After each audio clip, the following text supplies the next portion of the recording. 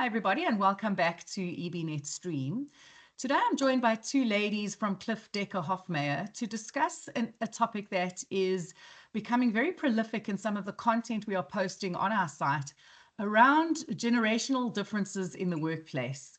So welcome to EBnet Stream, Nastascha Harduth and Tebello Mosoeu from Cliff Dekker Hofmeyer, as I've said. And I'm going to give them an opportunity to introduce themselves further, because I don't want to be the one to reveal their generational differences. So Nastascha, let's start with you. Hi, I'm Nastascha Harduth, as you mentioned. I'm a director at Cliff Dekker Hofmeyer, and I head up its corporate debt turnaround and restructuring sector. I am a Xennial with an X. That's a micro generation that was born between 1977 and 1984. Ooh, I think I just gave my age away. But we straddled the analog world, which we grew up in our formative years, and then early adulthood, we were exposed to the internet and the digital world. So we are the bridge between Generation X and millennials. Yourself, Tebello. Thank you, Nastascha. Yes, my name is Tebello Mosoeu. I am a senior associate in the corporate debt turnaround and restructuring sector here at CDH. And I was born in 1996, so I've definitely given my age away. But because I was born in 1996, I am what will be the final year of the millennials, which is just before the Gen Zers who were born in 1997. So I am a cusper. I am the cusp of millennials and Gen Z, and that's why I am a Xennial with a Z and not a Xennial with an X. Okay, so now that we've got that right, we've got X's and Z's and cuspers. Without getting too much into the detail and the ages, let's talk more about your career journeys, because I think that's where we want to get this conversation to. So Nastascha, perhaps high level, if you could give us a summary of your career and the kind of profound impacts that have had an effect on that. Yes, so I started my articles in 2008, and everybody that's not a Gen Zer will know that in 2008 there was a global financial crisis. And so I started my articles in the insolvency team, and we were busy. We were so busy, and it was wonderful. But then I did my commercial rotation in 2009, and South Africa really felt the effects of the global financial crisis and the start of load shedding. So the corporate sector was quite quiet. And when I was retained as an associate in 2010, I chose to go back to the insolvency team. And that was a great decision for me, with a bit of luck, because in 2011, as a young associate, the Companies Act was enacted and became enforced, the 2008 Companies Act. So you can say that my career evolved together with the law, and it continues to evolve to this date. But I think those were the big milestones in my career that kind of led me to where I am today. Tebello, your side, your journey? Well, mine is a little bit different, but I must say both Nastascha and my careers have been marked by sort of global events, in that I started my articles in 2020. And of course, you don't need to be a Gen Zer to know that that was obviously the start of COVID. And so, it was incredibly challenging to sort of be in a new environment, and then to have to, traverse the global pandemic that was happening at the time.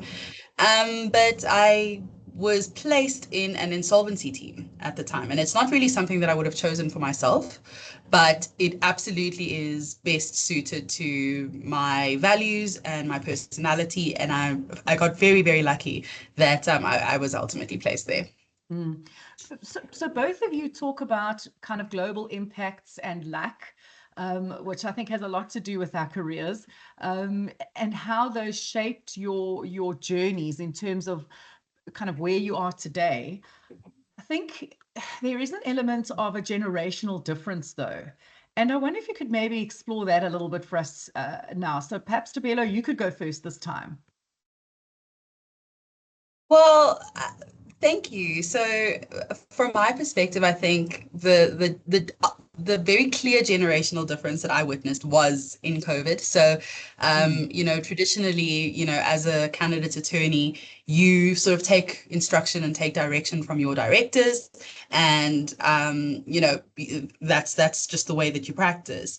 But obviously, with a lot of things becoming technology based and a lot of us working from home, I was in the, I guess, fortunate and unfortunate situation that my partners, who were much older at the time, were struggling a little bit with that technological aspect, that I then could step in and be the director on those points. And it also happened at the time that the Gauteng High Court introduced an online court system. And so this is a court system that, my partners at the time had navigated and traversed for years and years and years. But for the first time, I was the one with answers to, how do you file a document at court, or which registrar do you reach out to do this, that, and the next thing. And so I think from my perspective that it sort of flipped it on its head, much as my generation has often been the victim of, is things going backwards and a plan needing to be made. Nastascha, I can imagine your journey would have been a lot different. It was different.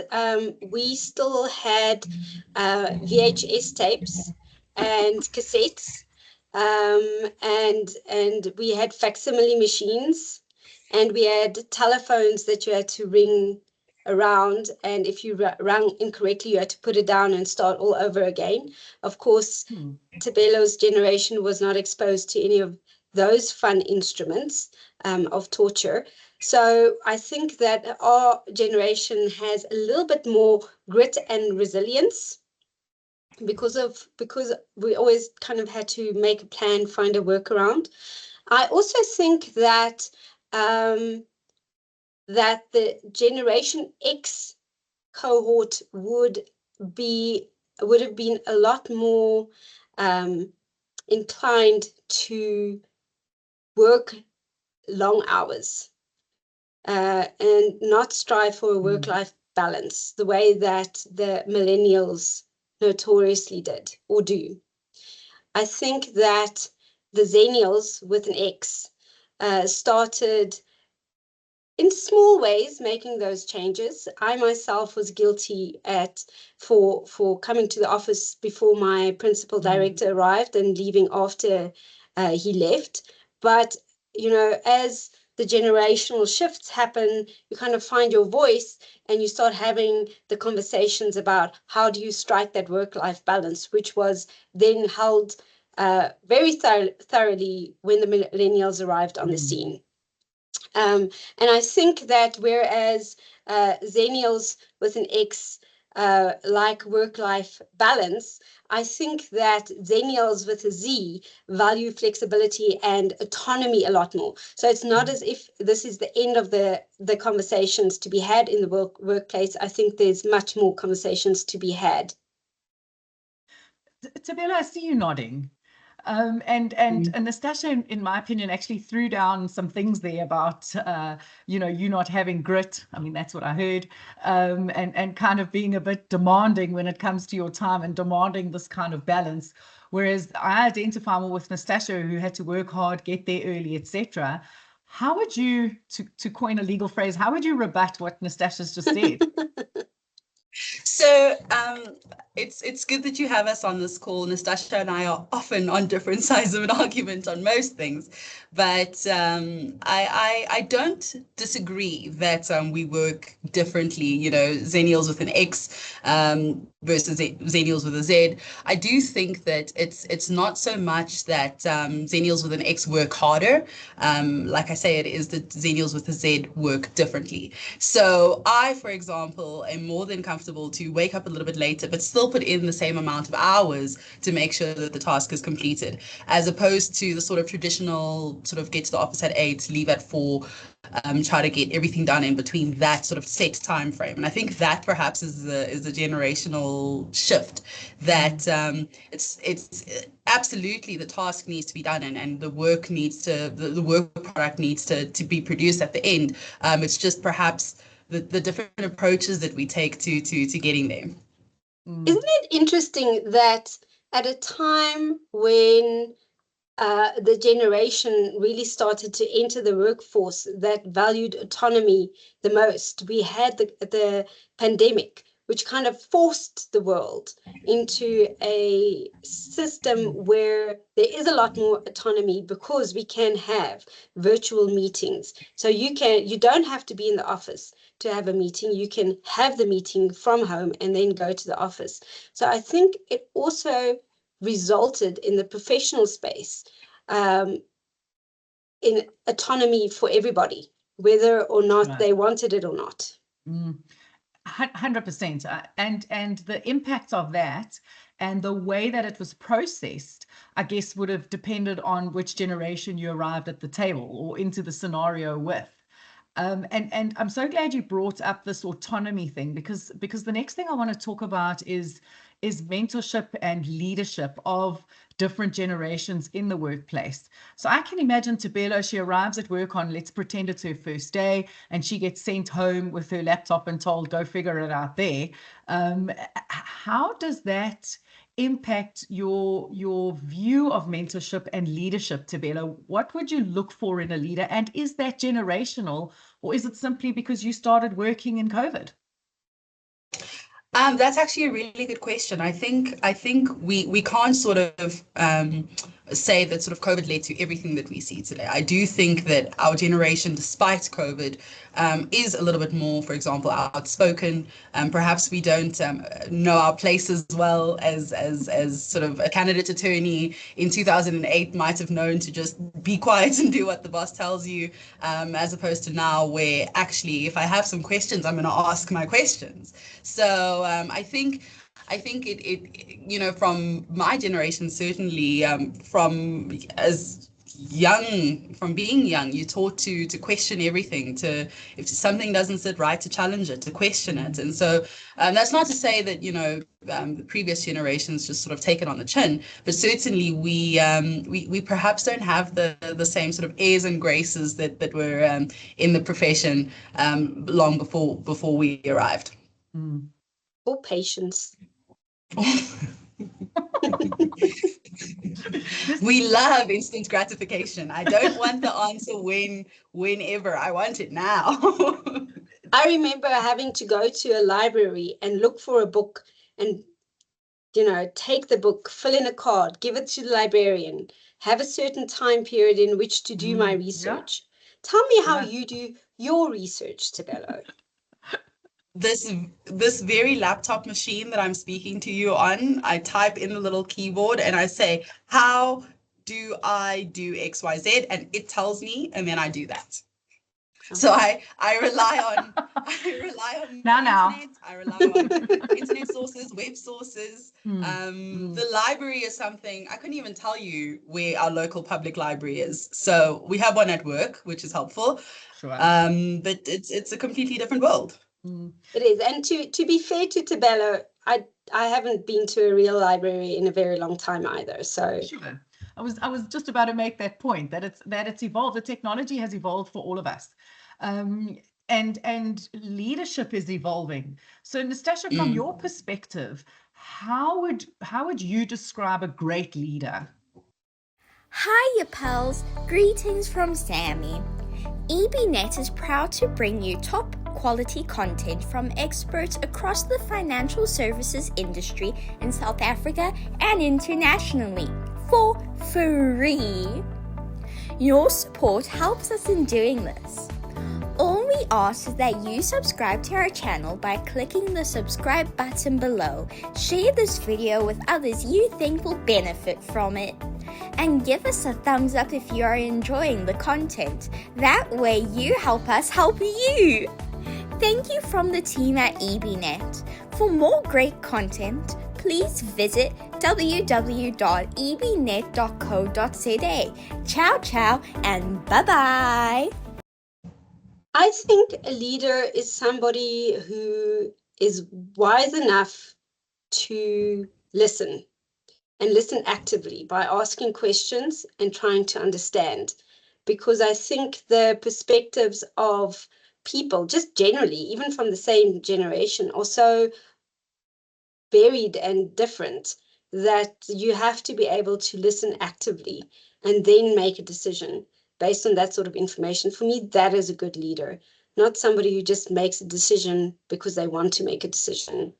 Taking into consideration the perspectives, diverse perspectives on a topic in order to get to the best decision. Tebello, your view of that? I agree with that wholeheartedly. I do think that my leadership position is not so much like a sector head or a director, but certainly I do have juniors who work under me at this stage, and so to navigate that is also something that's very interesting, because I see myself as a junior, and yet I have juniors who I need to guide and lead. And so I do agree with Nastascha that I think listening is crucial to that. It's critical to that. But also the understanding that we all come from different homes, we all come from different backgrounds, we all come from different perspectives.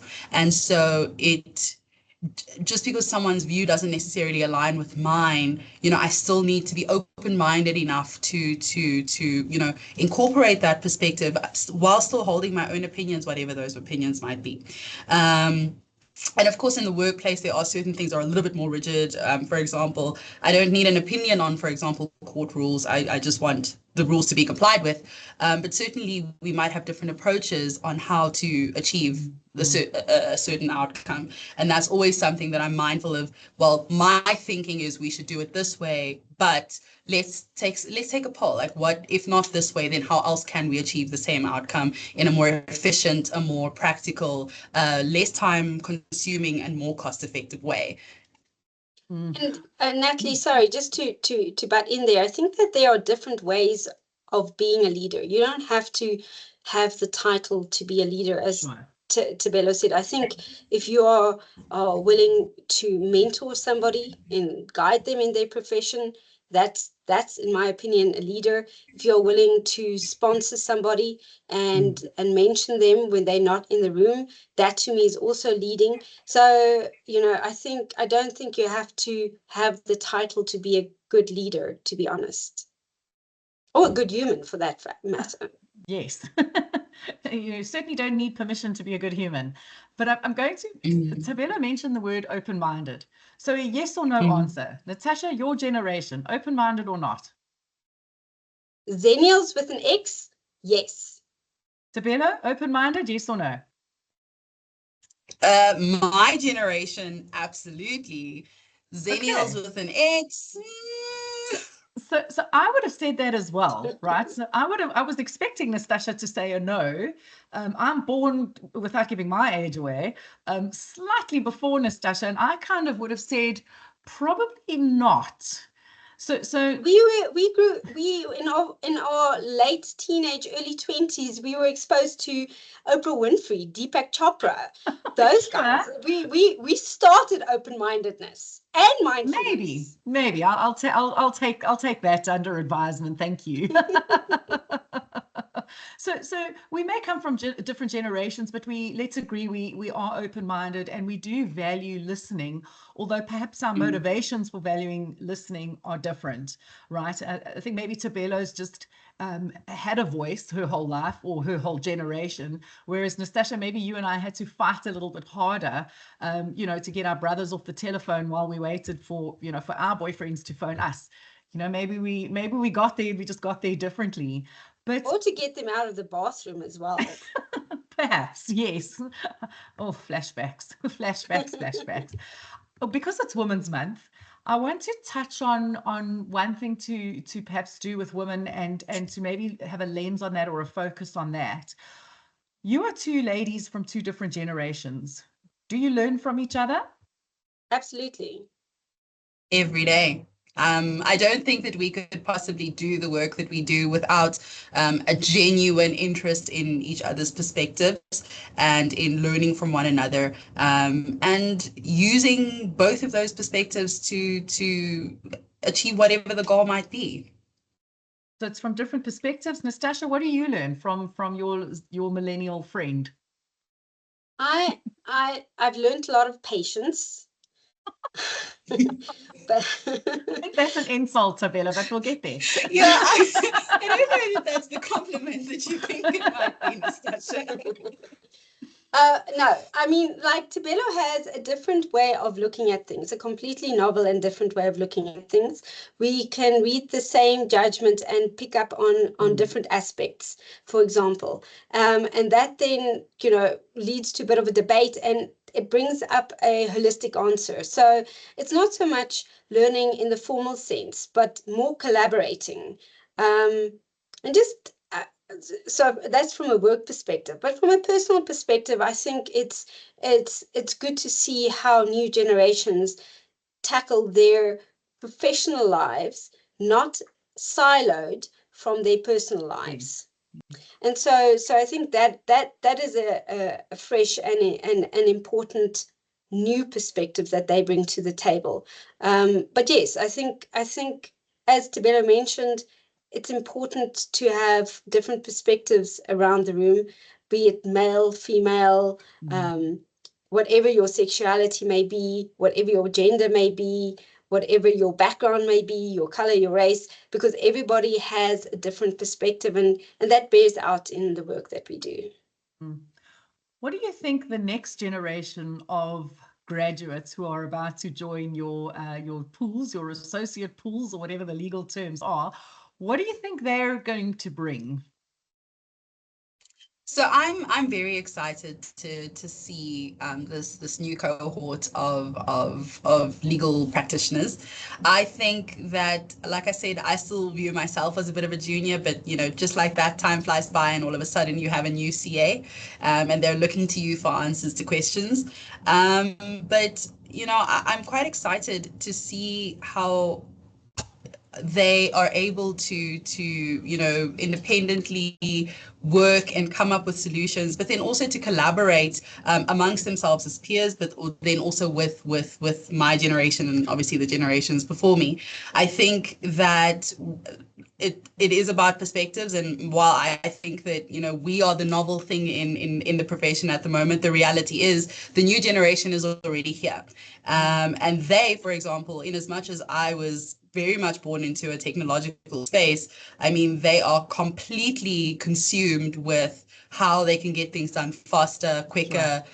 And, in the profession, that can only be a good thing, because the quicker we can get things done and more efficiently we can get things done, then the more cost effective we can make it, because we do sell our time.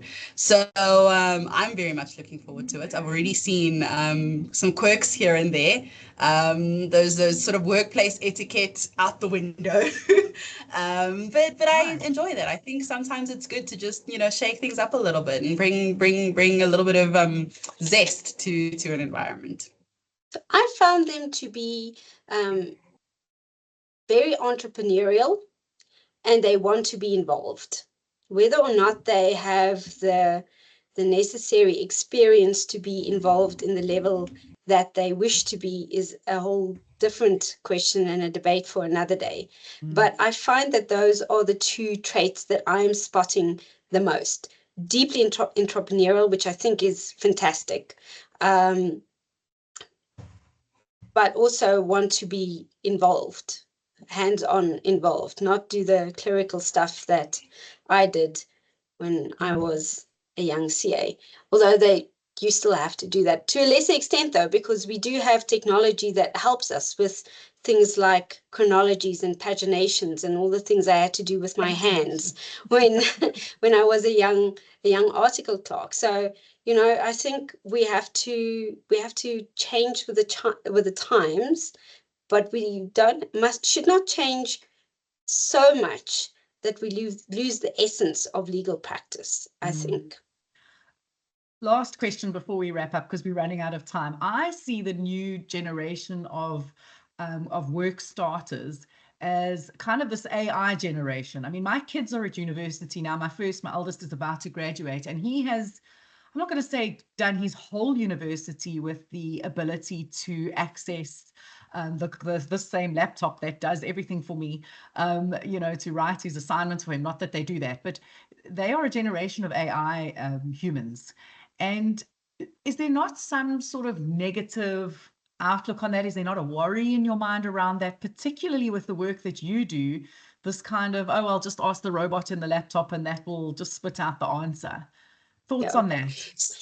So I don't mind going first on this one. I think, interestingly enough, Nastascha and I just today had a conversation about how when she had to do assignments, I remember she mentioned she did an assignment about a farm. She had to go to the library to get the book about certain things, and then she photocopied, I guess, pictures of the thing and made the project, I guess. Whereas when I did, and that was in grade 4, when you were in grade 4, when I was in grade 3, I did an assignment on polar bears. And I remember I used Wikipedia and Google, and I got my pictures from there. And then Nastascha's son is now doing an assignment where they've used AI to sort of come up with answers there. So I think it's already we're already in this AI age. I think as lawyers, it's slightly different for us because no one is paying AI to do our work. They are paying us to do that work, and it's important then that we give them the quality work product that people are paying for, and we, as a profession, it's important that we practice with integrity. And so we can't do that if we are passing off work that we have not thoroughly vetted ourselves as being our own. Yeah, I agree with Tebello on that. I think that AI as a tool is fantastic, and I'm such a proponent for AI because it really does help to point us in the right direction. But then we have to walk the road. It's up to us to then check that the citations are correct. It's up to us to make sure that logically it is correct. It's up to us to actually understand how AI works and that it's a large model system. And so it may make a very eloquent argument that is completely wrong, and there is a temptation in believing a very eloquently made argument. Sure. And we have to just be on the front foot of that and appreciate it for what it is. And, we have to have ultimate oversight of whatever work we push out. Absolutely, 100%.